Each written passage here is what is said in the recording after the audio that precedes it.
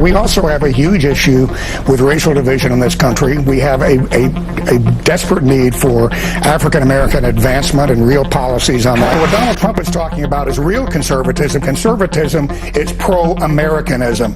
It is not pro-globalism. Frankly, if I were Donald Trump, and this is just me, I would pardon myself and every member of the White House, from the top officials to the receptionist, and then bring in a new attorney general and get rid of Mueller. Regrettably, we have a lot of Republicans that don't really want to reform this health care system. The health insurance companies over the past 5 years, the biggest health insurers, on average, have tripled in value, grown faster than Apple.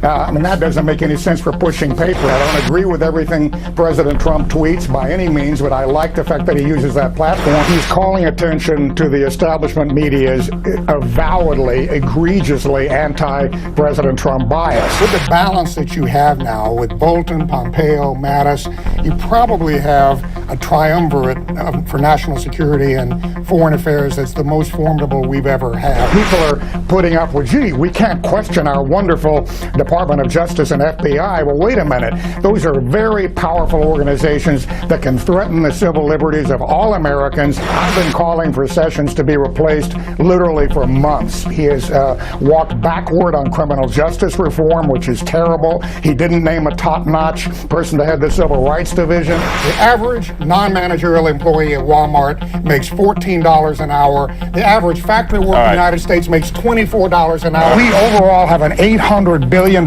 goods trade deficit in this country. That translates into 3.5 million jobs that have been sucked out of our country. And you know what? We have too many people in the Republican establishment that are worried about capital flows and dollar flows, and they want to rationalize this. We're becoming a nation of cashiers, waiters, and baristas. Nothing wrong with any of those jobs. Right. Unfortunately, they pay about $12 to $15 an hour. You want to see higher pay. 24. The people that voted for Trump want jobs. They want well-paying jobs. We shouldn't leave it to these victimized women or anybody victimized to have to report this and not to have any backup, anybody else helping them out.